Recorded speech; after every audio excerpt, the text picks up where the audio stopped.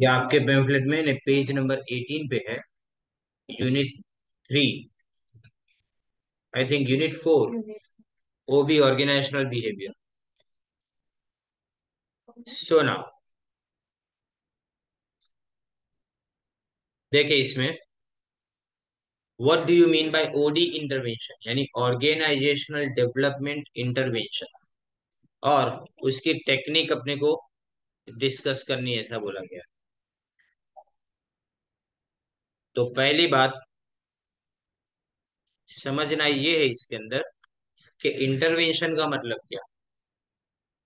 तो इंटरवेंशन का मतलब to interfere to bring a change in the organisation, यानी जब भी ऑर्गेनाइजेशन के अंदर कोई भी चेंज लाना होने तो हम उसके अंदर दखल अंदाजी करेंगे, दखलगिरी करेंगे। Intervention provides a mode through which improvement and changes can be made. क्या हो सकता है? इम्प्रूवमेंट और चेंजेस हम can be brought in the organisation, यानी नए चेंजेस ला सकते हैं, नए इंप्रूवमेंट ला सकते हैं organisation. An individual is always uncomfortable with the changes.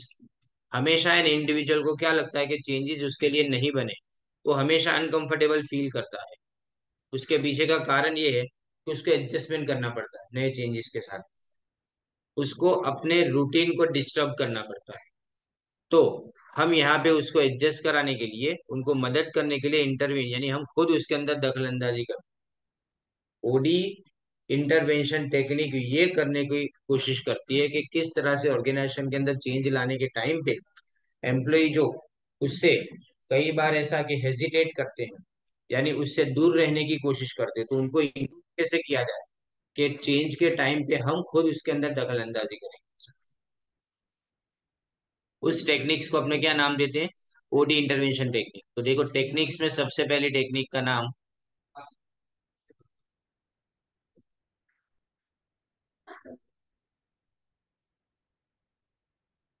Sensitivity training. अब सेंसिटिविटी ट्रेनिंग को दूसरे नाम से बोला जाता है लेबोरेटरी ट्रेनिंग, राइट। उसको अपने दूसरे कौन से नाम से बुलाते हैं? लेबोरेटरी ट्रेनिंग, या तो उसको अपने एनकाउंटर ग्रुप बोलेंगे या तो टी ग्रुप बोलेंगे, जो भी नाम दो, सबका काम एक ही है। पर्पस देखो, the purpose of sensitivity training is to change the behaviour of the people through, यानी जितने भी लोग हैं उन सबका बिहेवियर चेंज करना है थ्रू अनस्ट्रक्चर ग्रुप इंटरेक्शन। अब यहाँ लिखा है अनस्ट्रक्चर। अनस्ट्रक्चर का मतलब क्या होता है? अगर स्ट्रक्चर्ड हुआ ना तो मतलब जो इंसान ऑथोरिटी वाला है ना वही खाली बीच में आएगा, लेकिन अनस्ट्रक्चर का मतलब कोई भी इंसान जिसको लगता है कि वो इसमें पार्टिसिपेट कर सकता है वो पार्टिसिपेट करेगा। अब इसमें objectives, sensitivity training has following objectives. पहला ऑब्जेक्टिव कौन सा? To increase the awareness of their own behaviour. पहले ऑर्गेनाइजेशन के मेंबर्स को अपने समझाएंगे कि तुम्हारे जो बिहेवियर है उसको तुम कैसे समझोगे, तुम्हारे खुद के बिहेवियर को तुम कैसे समझोगे। To increase the awareness about how others perceive them. फिर हम इस बात की अवेयरनेस स्प्रेड करेंगे कि किस तरह से लोग तुम्हारे बिहेवियर को देखते हैं। फिर उसके बाद में to create sensitivity sensitivity to the behaviour of others. दूसरों के बिहेवियर की तरफ हम और ज्यादा सेंसिटिविटी क्रिएट करें, यानी मतलब कि मैं सेंसिबल बनूंगा किसके लिए? दूसरे बिहेव करेंगे उसके लिए। To understand various group processes. अब ग्रुप प्रोसेस का मतलब क्या? कि ग्रुप में कोई भी चेंज आता है ना उसके लिए प्रोसेस चाहिए, कोई आदमी नया आता है उसके लिए एक प्रोसेस चाहिए, तो वो। अब यहाँ क्या लिखा गया है? मेथड, हम 10 से 15 इंडिविजुअल एक फ्री और ओपन एनवायरनमेंट के अंदर रखेंगे, अवे फ्रॉम वर्क प्लेस। उनको जहां पे काम करते हैं ना, उससे दूर ले जाया जाएगा। और एक फैसिलिटेटर होता है, याद रखो ये फैसिलिटेटर का काम ना टीचर का है ना लीडर का है। वो सिर्फ उनको जो चीज चाहिए ना वो चीज उनको लाके देगा, उनको जो एनवायरनमेंट चाहिए वो एनवायरनमेंट बना के देगा, पर कोई काम सिखाएगा नहीं, ना उनकी तरफ कोई भी तरह का ऑर्डर देगा। ये सिर्फ गाइड करेगा मेंबर्स को। And the participants are encouraged. Participants को किस बात का एनकरेजमेंट दिया जाता है? कि कोई भी डर के बिना या कोई भी हेजिटेशन यानी रुकावट के बिना अपने क्या करेंगे? डिस्कशन करेंगे। The facilitator has to create an opportunity facilitator का काम क्या है कि मेंबर अपने आइडिया को, अपने बिलीफ को और अपने एटीट्यूड यानी अपनी मेंटालिटी को अपने लोगों के सामने बाकी के रख सके ने, वैसा उनको एनकरेज करना। फिर इसका रिजल्ट और बेनिफिट क्या आएगा देखो। तो so finally the group members, तो जो ग्रुप मेंबर्स है ना, वो कौन कौन सी चीजें समझेंगे? To speak in a clear and understandable form, सही तरीके से बोल पाए। टू लिसन, सही तरीके से सुन पाए। एंड इंडिविजुअल डिफरेंसेस, ये भी पता कर पाए कि मेरे और उसके बीच में ख्यालों में किस तरह के डिफरेंसेस है।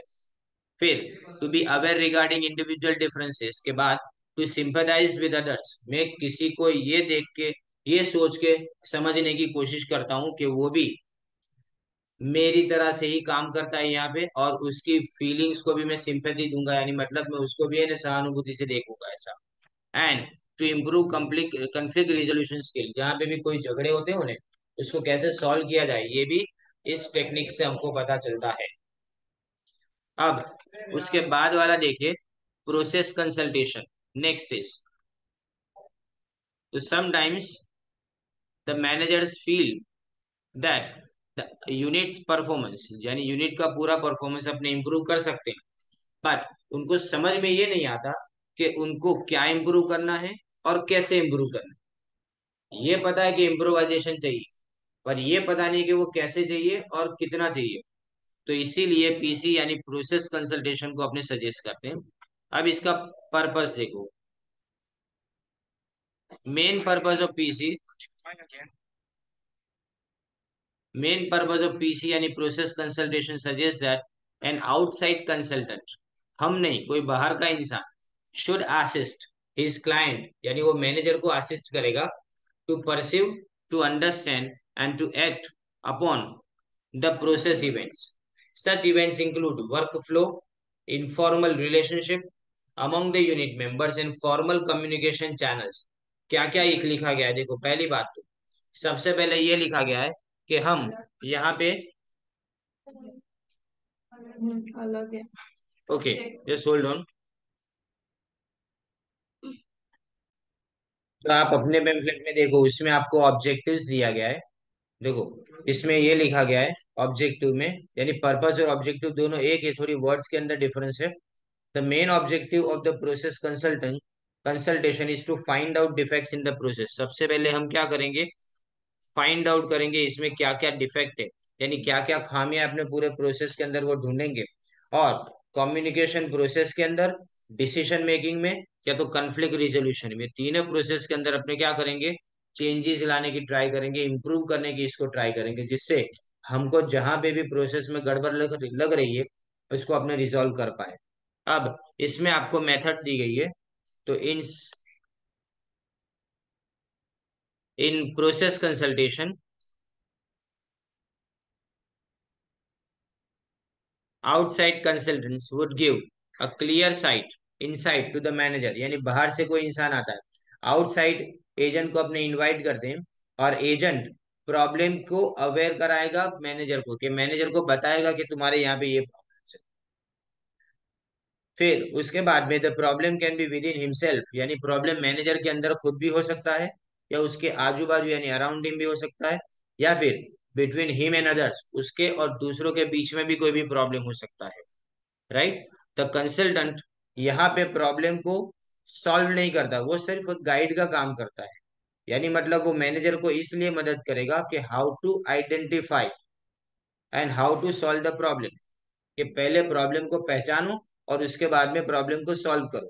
तो यहाँ पे मैनेजर समझेगा कि how to increase the performance of his unit, यानी अपने यूनिट का परफॉर्मेंस कैसे बढ़ाया जाए, ये समझने का काम करेगा मैनेजर। ओके, नाउ इसका benefit, when the manager actively participates in diagnosing, यहाँ पे मैनेजर समझ जाता है, यानी डायग्नोस करता है प्रॉब्लम। डायग्नोस करना मतलब निदान करोगे भाई, यानी सिर्फ अपने बीमारी को ढूंढना, उसको डायग्नोसिंग बोला जाता है। इलाज करना यानी मतलब वो तो रेमेडी हो गया।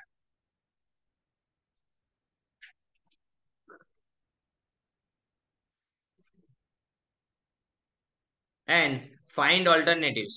उसके बाद में मैनेजर क्या करेगा, ऑल्टरनेटिव ढूंढेगा, और वो client himself develops the skill to solve the problem. यानी क्लाइंट के अंदर यानी मैनेजर के अंदर ये टेक्निक डेवलप हो जाएगी, उसको समझ में आ जाएगा कि हम प्रॉब्लम्स को कैसे सॉल्व कर पाएंगे।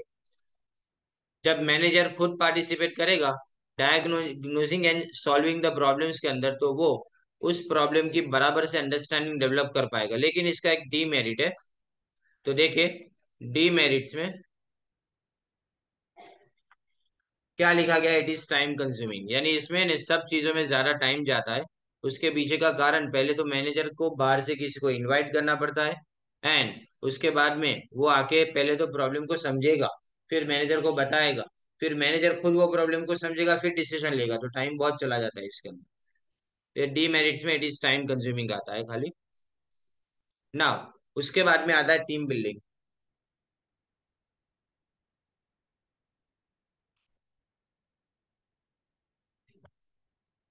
अब टीम बिल्डिंग यानी टीम बनाना, यानी हम यहाँ पे क्या करेंगे, it is a process of diagnosing and improving the effectiveness of work group. तो इसमें याद रखना क्या है कि हम इफेक्टिवनेस वर्क ग्रुप यानी टीम की इफेक्टिवनेस को अपने बढ़ाने की ट्राई करते हैं। It focuses the attention on work procedures and interpersonal relationship with in the work group. यानी काम करने वाले जितने भी ग्रुप्स हैं ना, उसके बीच में जितने भी लोग काम करते हैं, उन सबके बीच में रिलेशनशिप को और ज्यादा मजबूत करना, ये इसका सबसे बड़ा काम है। क्योंकि टीम बनाना है आपको, इसका मतलब अंदर अंदर की रिलेशनशिप को और ज्यादा स्ट्रांग बनाना पड़ेगा। टीम तभी बनती है जब एक दूसरे को समझ के काम किया जाता है। So there are two subjects for study of for team building. They are group task procedure and groups human interactions. The team building believes that when we can improve the effectiveness of the teams, it will improve the effectiveness of the organization. यानी तुम अगर team की effectiveness को बढ़ाओगे, तो तुम्हारे organisation के अंदर भी इंप्रूवमेंट आ ही जाएगा। क्योंकि इसके पीछे कारण ये है कि टीम से ही ऑर्गेनाइजेशन बनता है। तो जब टीम सुधरेगी, तो इसका मतलब इफेक्टिवनेस ऑर्गेनाइजेशन का भी बढ़ जाएगा। The team building can be directed at to different types of team working groups. और वो कौन कौन से ग्रुप्स है, एक तो देखो फैमिली ग्रुप है, और उसके बाद में सोशल ग्रुप लिखा गया है, special group sorry. Now family group में इट इज एग्जिस्टिंग यानी permanent team made up of manager and his subordinate. यानी यहाँ पे फैमिली का मतलब क्या, कि जो अपनी टीम है ना वही, दूसरा कोई नहीं। जबकि स्पेशल ग्रुप का मतलब, इसमें अपने क्या करते हैं, अपनी टीम के अंदर या तो दूसरी टीम के अंदर चेंज करके दो टीम को या तो मर्ज करेंगे, या तो दोनों टीम के अंदर स्ट्रक्चरल चेंजेस, मतलब कौन सुपीरियर है कौन सबऑर्डिनेट है, उसकी डेफिनेशन को चेंज करेंगे, और एक स्पेसिफिक प्रॉब्लम को सॉल्व करने के लिए एक नई टीम जैसा बनाएंगे। तो इसको स्पेशल ग्रुप बोला जाता है। ना उसके बाद में आता है सर्वे feedback.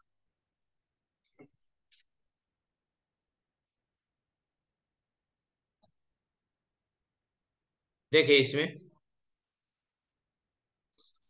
Survey feedback is classified into two stages. अच्छा, एक बात यहाँ पे लास्ट में एक पॉइंट है आपके पेम्पलेट में पेज नंबर 19 पे, for both this group the team building perform the following 5 kinds of activities. 5 अलग अलग तरह की एक्टिविटीज यहाँ पे आपको बतानी है। देखो, for both these groups the team building process perform following 5 kinds of activities. तो पहली एक्टिविटी अपने देखे, उसमें डायग्नोसिस और goal setting inter personal, right. उसके बाद में टास्क अकम्प्लिशमेंट लिखा है, यानी काम को कंप्लीट कराना। पहले तो खाली गोल सेट करना, फिर टास्क को कंप्लीट करना, फिर उसके बाद में लिखा है कि building and management relationship.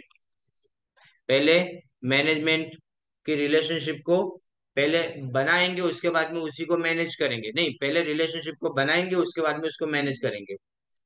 Right. उसके बाद आता है मैनेजमेंट ऑफ ग्रुप प्रोसेस, यानी जितने भी ग्रुप बनते हैं ना उसके प्रोसेस को मैनेज किया जाएगा। And finally role analysis and role negotiations. Role analysis का मतलब क्या, अपने रोल को समझेंगे पहले तो, और उसके बाद में किसी को रोल देने से पहले उसके साथ में रोल को समझा के उसको नेगोशिएट करेंगे, कौन क्या काम करेगा उसको नेगोशिएट करना है यहाँ पे। फिर उसके बाद आता है देखिए सर्वे फीडबैक वाला।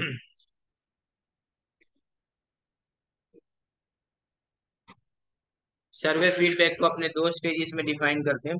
पहले सर्वे फीडबैक है क्या ये देखना है। तो survey feedback is a technique of assessing the attitude of members, members के एटीट्यूड को समझना पहले, उसके बाद में आइडेंटिफाई करना कि उनके बीच में क्या डिफरेंस है, यानी क्या उनके बीच में प्रॉब्लम्स है वो देखना, और ये डिफरेंसेस को रिड्यूस करना, और जितना भी हो सके ये डिफरेंसेस को अपने खत्म करने की बात इसके अंदर करते हैं।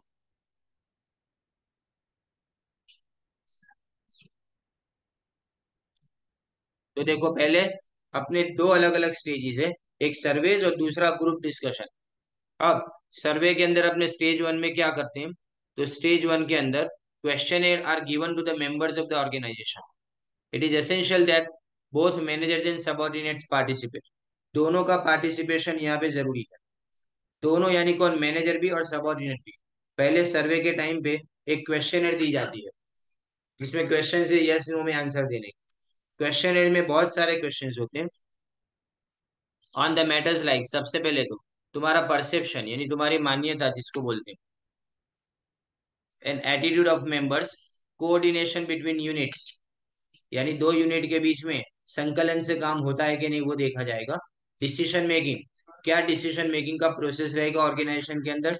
कम्युनिकेशन कितना इफेक्टिव है, जो मैसेज अपने पहुंचाना चाहते हैं जिस इंसान तक वो पहुंचता है कि नहीं वो चेक करें। फिर जॉब में सेटिस्फेक्शन वर्कर्स को मिलता है कि नहीं वो चेक करें। कलीग्स, कलीग्स को अंदर अंदर एक दूसरे के साथ में काम करने में इंटरेस्ट लगता है कि नहीं। इमीडिएट सुपरवाइजर और ऑर्गेनाइजेशनल ऑर्गेनाइजेशन, ये सब मेंबर्स को अपने क्वेश्चनर सेंड करते हैं। Members are asked to fill up the answers and send back the questionnaire at the centralized place where questionnaire are analyzed. Such analysis gives idea about the actual problem areas and their possible solutions. यानी जब भी जो भी members है वो members ये सारे problems को जब भी एनालाइज करेंगे ना, तब उनको पता चलेगा, एनालाइज करने के टाइम पे प्रॉब्लम्स को का सॉल्यूशन तुम्हारे माइंड में आता जाए, जितने भी पॉसिबल सॉल्यूशंस है वो।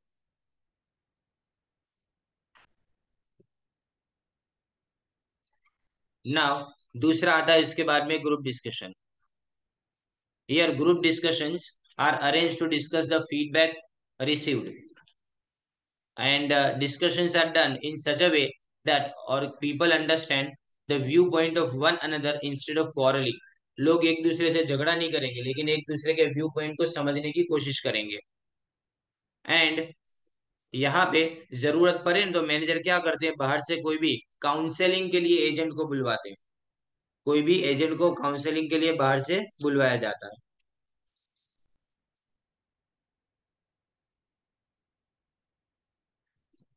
सो managers become able to see the things from the viewpoint of his subordinate। कई बार क्या होता है कि मैनेजर को है ना सबॉर्डिनेट का व्यू पॉइंट समझ में नहीं आता, वो अपने दिमाग को बंद कर लेते हैं। यानी ऐसा हो जाता है ना कि हमेशा कई बार अपने लगता है कि अपने सही है सामने वाला गलत है, लेकिन बाहर वाला आदमी अगर उसको इनवाइट किया गया और उसने हमको आके बताया कि तुम्हारे अंदर खुद के अंदर भी क्या प्रॉब्लम्स है, तो हम समझ पाएंगे कि एम्प्लॉयज अकेले गलत नहीं है, हम भी गलत हो सकते हैं साथ। तो such group discussion help in to increase the commitment of employees towards their work and organization and improve the working condition environment of the organization। यानी हम ऑर्गेनाइजेशन में कैसा काम होता है ना उसके पूरे एनवायरनमेंट को चेंज कर पाएंगे इसमें।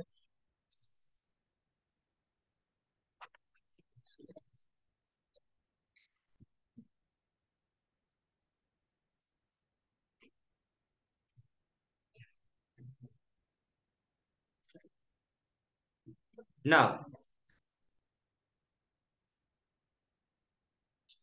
अब ऑर्गेनाइजेशन कल्चर आता है, टॉपिक 3। ऑर्गेनाइजेशन कल्चर और कॉर्पोरेट कल्चर, उसको कैसे डिफाइन किया गया है देखो।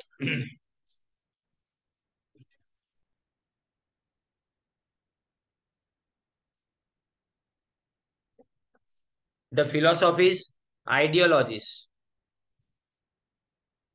values, assumptions, benefits, expectations, attitudes and norms that knit an organization, knit यानी गूंथू के भाई, organization together and are shared by its employees।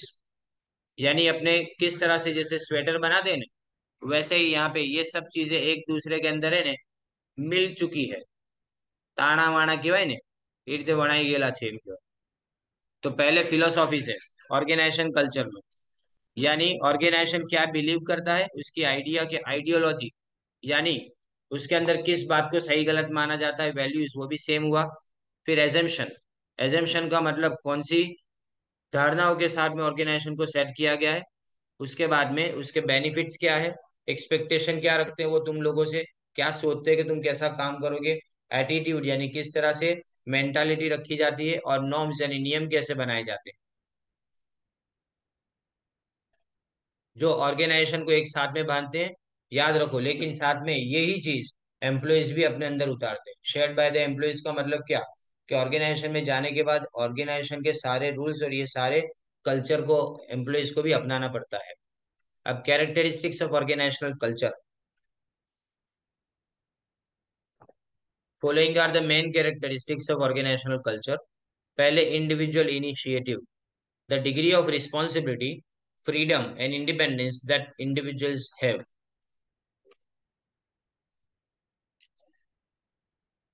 यानी तुम्हारे पास कितनी जवाबदारियां हैं, कितनी फ्रीडम, स्वतंत्रता कितनी दी गई है, इंडिपेंडेंस बनी वही हुआ।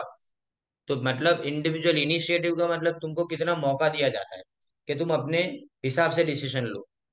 फिर रिस्क टॉलरेंस बताया गया, the degree to which employees are encouraged to be aggressive, innovative and risk seeking. कितना एम्प्लॉइज एग्रेसिव है, एग्रेसिव का मतलब कोई भी काम करने के लिए कितना अपने आप को इन्वॉल्व कर देता है एम्प्लॉय वो, और कितना वो रिस्क देखता है कोई भी काम के अंदर। रिस्क सीकिंग यानी हमेशा है ना, कोई एम्प्लॉय ऐसा होता है ना उसको रिस्क में काम करने का मजा आता है, जितना रिस्क ज्यादा है ना उतना उसको ज्यादा अच्छा लगता है। फिर डायरेक्शन, हम ऑर्गेनाइजेशन के अंदर लोगों को डायरेक्ट करेंगे लेकिन किसके साथ में, क्लियर ऑब्जेक्टिव्स और परफॉर्मेंस के एक्सपेक्टेशन के साथ में। हम लोगों से ये बताएंगे कि किस तरह से आपको कौन से ऑब्जेक्टिव्स को पूरा करना है, ये क्लियर हुआ तो डायरेक्शन तुम्हारा अच्छा है। फिर उसके बाद में इंटीग्रेशन, इंटीग्रेशन का मतलब जोड़ान, ज्वाइन करना। यूनिट्स ऑर्गेनाइजेशन के अंदर किस तरह से एक दूसरे से जुड़े हुए हैं। फिर उसके बाद में management support, the degree to which managers provide clear communication assistance and support to their subordinates. यानी किस तरह से अच्छा कम्युनिकेशन दिया जाता है ऑर्गेनाइजेशन के, और वो अपने सबॉर्डिनेट को कैसा करेंगे, सपोर्ट करने का काम करेंगे। फिर उसके बाद आता है control, the number of rules and regulations and the amount of direct supervision that is used to oversee and control employee behaviour.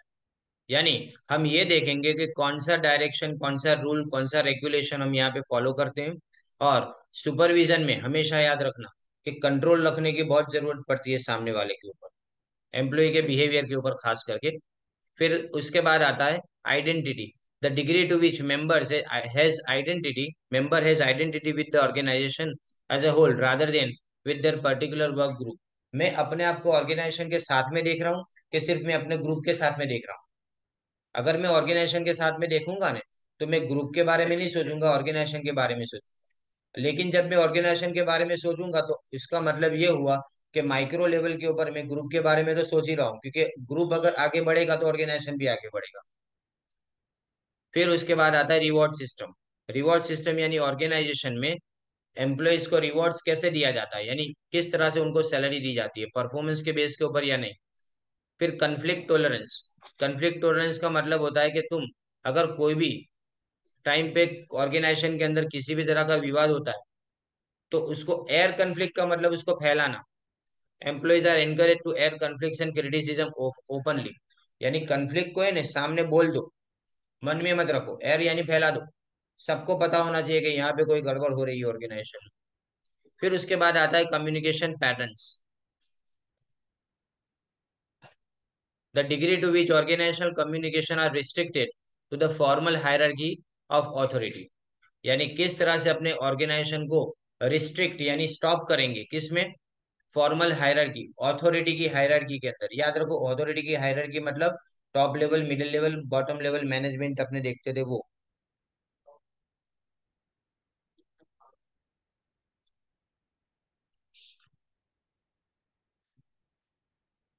तो ये अपने यहाँ तक आज कंप्लीट करते हैं।